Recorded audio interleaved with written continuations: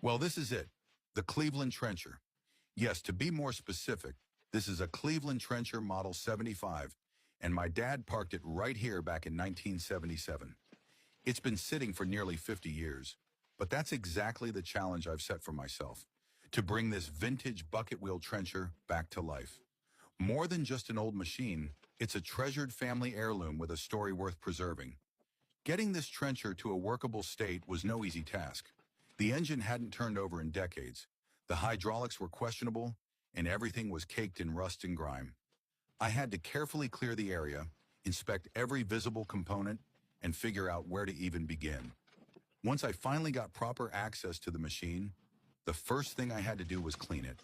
Honestly, there was decades of dirt, debris, and bird nests stuffed into every crevice, and it took me almost a whole day to get everything cleared out.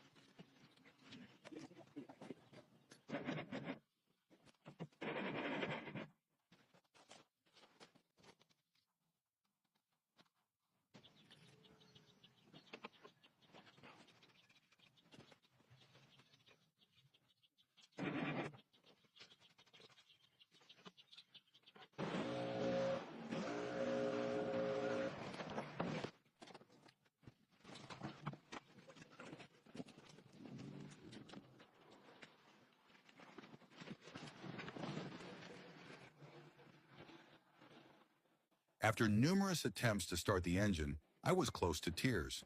It was incredibly frustrating. Despite all my efforts, it wouldn't fire.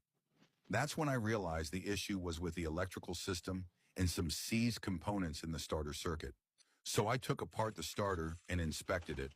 As you can see, the wiring was corroded and the contacts were worn, so I cleaned everything up, replaced the damaged wires, and reinstalled it.